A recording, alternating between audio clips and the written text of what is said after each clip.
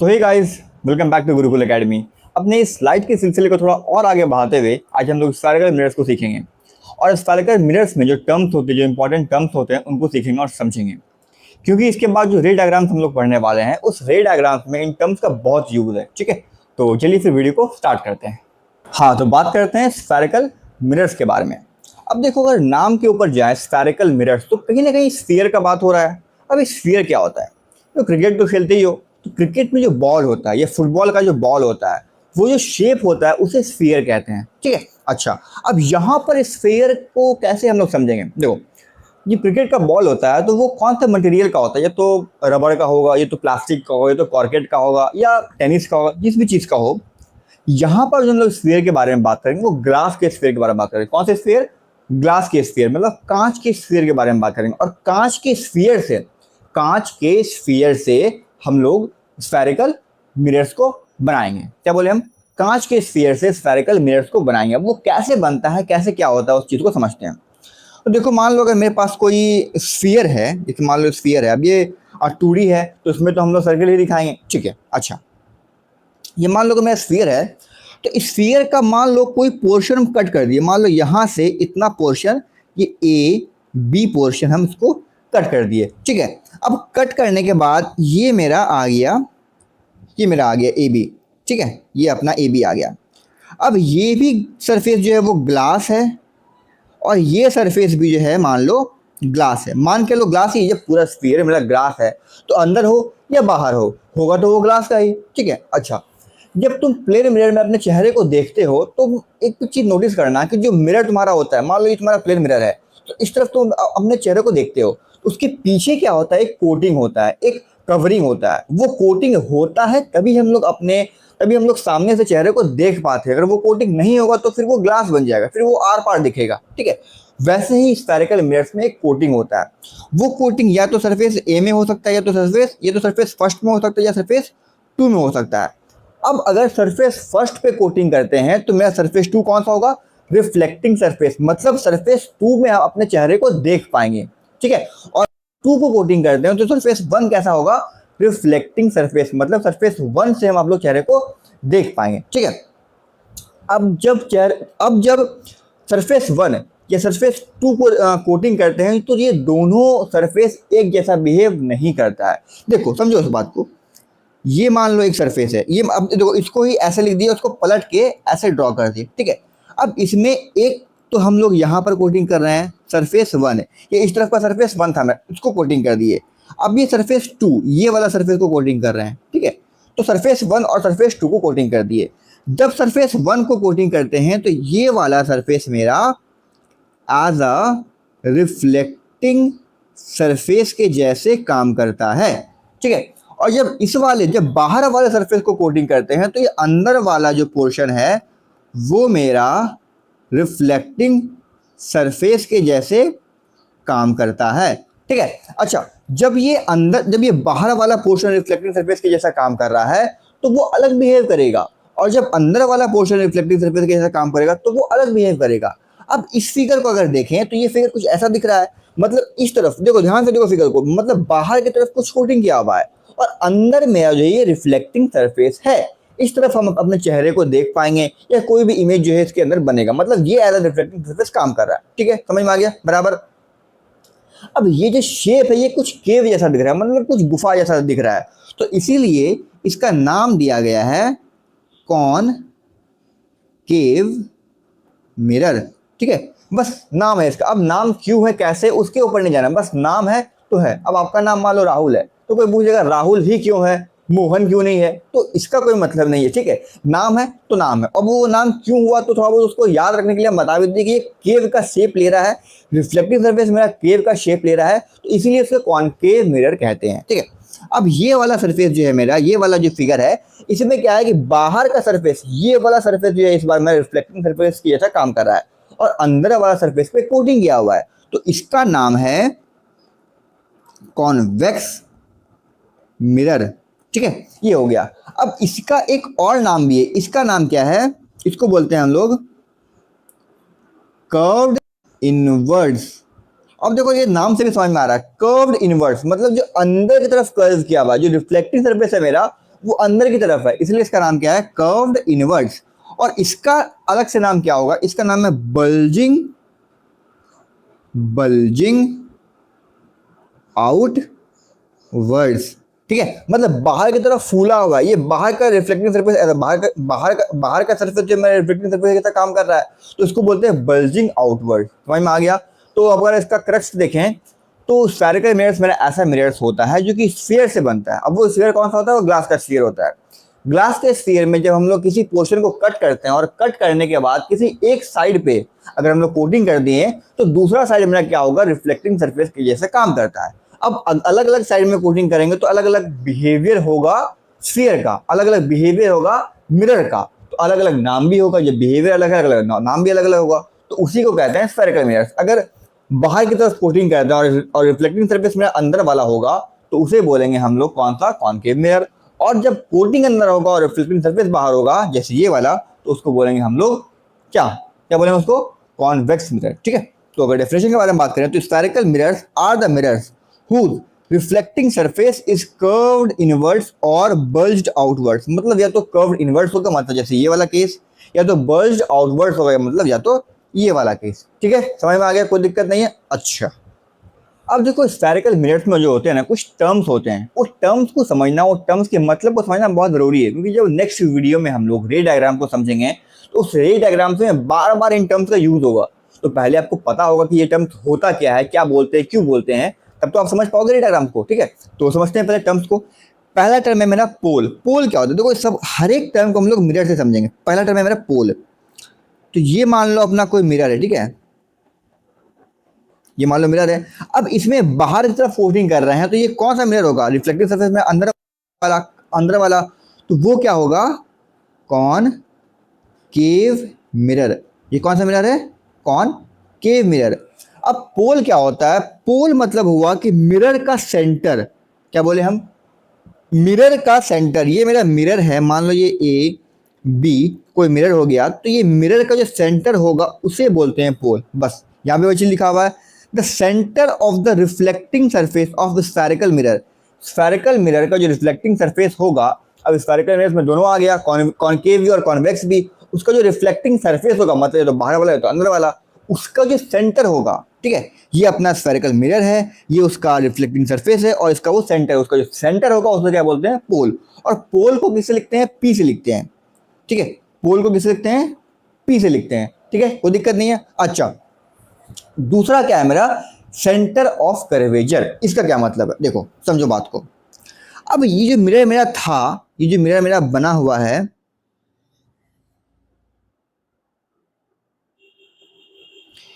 ये जो अपना मिरर था, ये कहीं ना कहीं किसी स्फीयर से बना हुआ था। बिल्कुल सही बात है, स्फेरिकल मिरर जो होगा वो किसी ना किसी स्फीयर से बना हुआ होगा।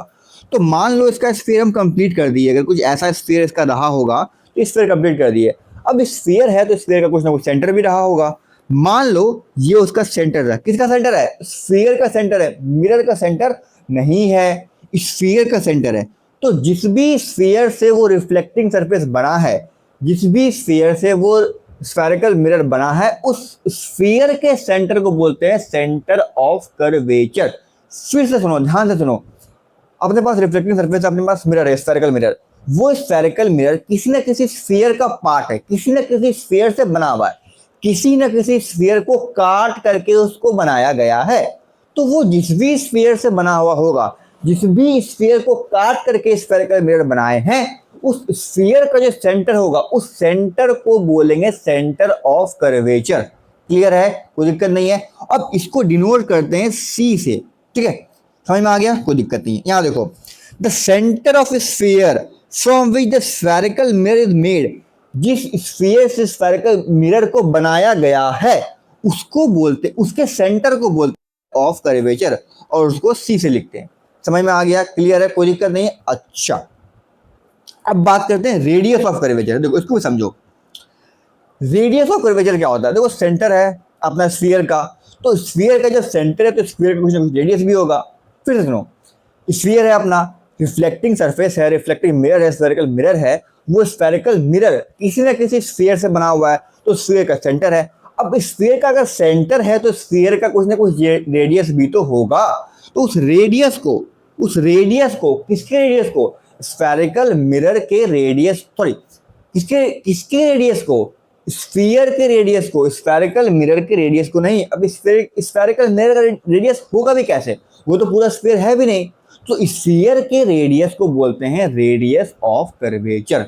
ठीक है, समझ में आ गया। तो यहां पर जो है पी क्या है मेरा, पी कोई पॉइंट है मिरर पे, और ये मिरर जो है अपना कोई ना कोई कहीं ना कहीं तो बाउंड्री ही तो है, ये बाउंड्री ही है। और ये सी क्या है, ये सी है मेरा स्फीयर का सेंटर। तो ये पीसी जो डिस्टेंस होगा, ये डिस्टेंस पीसी जो होगा, ये क्या होगा, ये होगा रेडियस ऑफ कर्वेचर। फिर से समझो, रेडियस ऑफ कर्वेचर का मतलब है कि जिस स्फीयर का वो स्फेरिकल मिरर पार्ट है, उस स्फीयर के रेडियस को बोलते हैं रेडियस ऑफ कर्वेचर। समझ में आ गया, कोई दिक्कत। अच्छा आगे बढ़ते हैं। चौथा है मेरा प्रिंसिपल एक्सिस। प्रिंसिपल एक्सिस क्या होता है, देखो समझो बात को। हर एक टर्म बहुत इंपॉर्टेंट है और हर एक टर्म को समझना बहुत इजी है, तो बहुत कम टाइम में इसको समझाने की कोशिश किया जा रहा है, तो समझो इस बात को। तो फोर्थ है मेरा स्फेरिकल, तो फोर्थ है मेरा प्रिंसिपल एक्सिस। प्रिंसिपल एक्सिस क्या होता है, अपना ये मिरर है ए बी, मिरर में एक पोल है और मिरर का कोई स्फीयर जिससे वो बना हुआ है, तो सेंटर ऑफ कर्वेचर भी है, सी भी है। तो कोई एक लाइन जो है वो सेंटर ऑफ कर्वेचर और पोल से पास करता है। कोई एक imaginary line centre of curvature और पोल से पास करता हो, उस इमेजिनरी लाइन को बोलते हैं प्रिंसिपल एक्सिस। तो वो लाइन जो सेंटर ऑफ कर्वेचर और पोल से पास करे, उसको बोलेंगे क्या, प्रिंसिपल एक्सिस। ठीक है, तो ये अपना क्या हो गया, ऑरेंज वाला लाइन, ये क्या हो गया, प्रिंसिपल एक्सिस। ठीक है, कोई दिक्कत। अच्छा नेक्स्ट है अपना फोकस। अच्छा सबसे इंपॉर्टेंट टर्म है ये फोकस, सबसे इंपॉर्टेंट टर्म, इसको ध्यान से और दिमाग अपना खोल के सुनो, समझो फोकस को क्या होता है। देखो एक और इमेज लेते हैं, एक और इमेज लेते हैं। ये अपना हो गया मान लो कॉनकेव मिरर। ठीक है, अब इसमें जो है बहुत सारा रेज हम लोग क्या करवा रहे हैं, इंसिडेंट करवा रहे हैं। बहुत सारा रेज क्या करवा रहे हैं, इंसिडेंट करवा रहे हैं इस स्फेरिकल, इस कॉनकेव मिरर पे। ठीक है, अब ये मेरा क्या था, प्रिंसिपल एक्सिस। यहाँ पर कहीं ना कहीं सेंटर ऑफ कर्वेचर होगा और यहाँ कहीं ना कहीं पोल होगा। क्यों, हाँ, तो ये अपना हो गया प्रिंसिपल एक्सिस। ठीक है, अच्छा अब ये पैरेलल रेस कहाँ से आ रहा है, क्यों आ रहा है, इसके बारे में अभी दिमाग में लगाना है। जब हम लोग रे डायग्राम को समझेंगे, जब उस पर आएंगे, तो फिर समझेंगे, इत्मीनान से तवज्जो से सीखेंगे कि ये पैरेलल रेस कहाँ से आता है, पैरेलल रेस ही क्यों आता है, कैसे आता है, इसको वहां पर सीखेंगे। फिलहाल अब ये सीखना कि कहीं कहीं ना कहीं से पैरेलल रेस आ रहा है, और किसके पैरेलल, प्रिंसिपल एक्सिस के पैरेलल। किसके पैरेलल, प्रिंसिपल एक्सिस के पैरेलल कहीं से कोई रेज आ रहा है। ठीक है, वो रेज क्या हुआ, इस कॉनकेव मिरर में इंसिडेंट हुआ, मतलब फॉल, और रिफ्लेक्शन के बाद, मिरर है, रिफ्लेक्शन तो होगा ही, जब रेज आएगा लाइट का तो रिफ्लेक्शन तो होगा ही। जब रिफ्लेक्शन होगा, रिफ्लेक्शन होने के बाद ये सारा लाइन जो है किसी एक पॉइंट से पे मीट करता है, ये यहां से पास हो रहा है। हर पॉइंट जो है, हर लाइन जो है वो इस पॉइंट से पास हो रहा है, एक खास पॉइंट, ये प्रिंसिपल एक्सिस का एक खास पॉइंट से वो सारे लाइंस रिफ्लेक्शन के बाद पास होते हैं। इसी पॉइंट को कहा गया है फोकस। क्या बोले हम, जहां से जब कभी भी पैरेलल रेज कॉनकेव मिरर पे इंसिडेंट करते हैं, तो आफ्टर रिफ्लेक्शन वो पैरेलल रेज किसी एक खास पॉइंट से पास करते हैं। वो खास पॉइंट कहां पर होगा, वो खास पॉइंट प्रिंसिपल एक्सिस पे होगा। ठीक है, उसी खास पॉइंट को बोलते हैं फोकस। समझ में आ गया। अच्छा अब इसी चीज को अगर कॉन्वेक्स मिरर के रिफ्लेक्स में समझे, तो उसको कैसे समझेंगे। देखो कॉन्वेक्स मिरर में क्या होता था, ऐसा होता था कि बाहर का शेप, बाहर का जो उसका पार्ट होगा, बाहर का जो पोर्शन होगा, बाहर का जो सरफेस होगा, वो एज अ रिफ्लेक्टिंग सरफेस काम करेगा। तो इसमें भी क्या हो रहा है, इसमें भी पैरेलल रेज आ रहा है, इसमें भी क्या हो रहा है, पैरेलल रेज आ रहा है। ठीक है, अच्छा आ गया पैरेलल रेज, किसके पैरेलल है, तो प्रिंसिपल एक्सिस के पैरेलल। प्रिंसिपल एक्सिस भी ड्रॉ करते हैं। ठीक है, ये अपना मान लो प्रिंसिपल एक्सिस है। अच्छा इसमें कहीं ना कहीं सेंटर ऑफ कर्वेचर भी होगा, कहीं ना कहीं पोल भी होगा। अब ये क्या होता है, ये क्या होता है, ये आफ्टर रिफ्लेक्शन, किसी पॉइंट से पास नहीं होता। ये आफ्टर रिफ्लेक्शन क्या होता है, ऐसा लगता है कि किसी एक खास पॉइंट से निकल रहा है, किसी एक खास पॉइंट से ओरिजिनेट हो रहा है। यहाँ से मान लो ऐसे, कुछ ऐसे, यहाँ से मान लो ऐसे, यहाँ से मान लो ऐसे। तो ये क्या हुआ, किसी एक पॉइंट से पास नहीं किया रिफ्लेक्शन के बाद, ऐसा लग रहा है कि वो मिरर के पीछे से वो सारे लाइंस किसी एक पॉइंट से आ रहे हैं। तो वही जो खास पॉइंट से पास होगा उसी पॉइंट को क्या बोलेंगे, फोकस ऑफ कॉन्वेक्स मिरर। तो मतलब फोकस कॉन्वेक्स मिरर और कॉन्केव मिरर के रेस्पेक्ट में अलग अलग डिफाइन किया जा सकता है। ठीक है, समझ में आ गया। अच्छा, जो नेक्स्ट पॉइंट है और जो लास्ट पॉइंट है अपना इस टर्म का, वो है फोकल लेंथ। अब ये सिंपल सा टर्म है, क्या होता है फोकल लेंथ, देखो फोकल, अब सिंपल फोकल लेंथ क्या होता है, ये पी और एफ, पी और एफ के बीच का जो डिस्टेंस होता है, पी एफ, पी और पोल और फोकस के बीच का जो डिस्टेंस होता है उसी को बोलते हैं फोकल लेंथ, और इसको स्मॉल एफ से रिप्रेजेंट करते हैं। देखते हैं definition, the distance between the pole and the focus of spherical mirror is known as focal length. ठीक है, समझ में आ गया, कोई दिक्कत नहीं। अच्छा, तो अपने इस लास्ट टॉपिक के बारे में बात करते हैं, relation between R and F. अब ये आर क्या है और एफ क्या है, तो देखो आर, आर मेरा क्या था, रेडियस ऑफ कर्वेचर। ठीक है, और एफ क्या था, अभी तो देख के आए, फोकल लेंथ। ठीक है, अब इस दोनों के बीच का रिलेशन क्या होता है, समझो उस बात को। ये अपना कॉन्केव मिरर है, ठीक है, ये अपना प्रिंसिपल एक्सिस है, इसमें कहीं पर ये फोकस होगा, कहीं पर ये पोल होगा और कहीं पर सेंटर ऑफ कर्वेचर होगा। अब ये जो सेंटर ऑफ कर्वेचर और पोल का बीच का डिस्टेंस है, इसको हम लोग क्या बोले, रेडियस ऑफ कर्वेचर। तो मतलब सी पी मेरा क्या हो गया, आर हो गया, रेडियस ऑफ कर्वेचर। और एफ को बोला गया है कि एफ जो है वो सी और पी का मिड पॉइंट है। अब ये मिड पॉइंट कहाँ से आया, कैसे आया, क्यों आया, इस बात को जानना बिल्कुल नहीं है, इस बात का अपने से कोई मतलब नहीं है। आपको पूछेगा बस ये आर और एफ में रिलेशन होता क्या है, इसके ऊपर सवाल पूछेगा, वो आया कहाँ से उसके बारे में कोई नहीं जानना है हमें। ठीक है, तो हम क्या बोले, एफ क्या है मेरा, मिड पॉइंट, किसका, सी का और पी का। तो मतलब जब एफ अगर मिड पॉइंट होगा तो सी एफ और पी एफ इक्वल नहीं होगा, बिल्कुल होगा। सी एफ और पी एफ क्या है, सी एफ और पी एफ क्या है, डिस्टेंस है। सी एफ मेरा ये डिस्टेंस और सी एफ मेरा ये डिस्टेंस और पी एफ मेरा ये डिस्टेंस है, मतलब ये डिस्टेंस क्या होगा, इक्वल होगा जब एफ मेरा मिड पॉइंट है। अच्छा, तो सी पी को अगर हम लिखना चाहें तो C F plus P F लिख सकते हैं, बिल्कुल लिख सकते हैं, इस दोनों का एडिशन ही तो सी पी है। तो सी पी इक्वल टू क्या हो गया, C F plus P F. अब चूंकि सी एफ और पी एफ दोनों इक्वल है तो इसको ही P F plus P F लिख सकते हैं, हाँ भाई लिख सकते हैं। सी पी मेरा क्या हो गया, 2 टाइम्स ऑफ पी एफ। अब सी पी को बोले क्या है, सी पी को बोले हैं आर, मतलब रेडियस ऑफ कर्वेचर, 2 तो 2 ही रहेगा। और पी एफ मेरा क्या है, अभी तो देख के आए, ये पी एफ मेरा क्या है, फोकल लेंथ। तो पी एफ की जगह पर स्मॉल एफ रख दिए, तो अब क्या हो गया, आर इक्वल्स टू 2f। यही होता है रिलेशन आर और एफ के बीच का। इस रिलेशन को याद रखना है और इसके ऊपर छोटे मोटे न्यूमेरिकल्स बनते हैं। ठीक है, तो ठीक है, फिर आज के लिए इतना ही। नेक्स्ट वीडियो में हम लोग रे डायग्राम को सीखेंगे और ये समझेंगे कि कॉन्वेक्स और कॉन्केव मिरर में इमेज कैसे बनते हैं। ठीक है, तो तब तक के लिए पढ़ते रहिए और मचाते रहिए।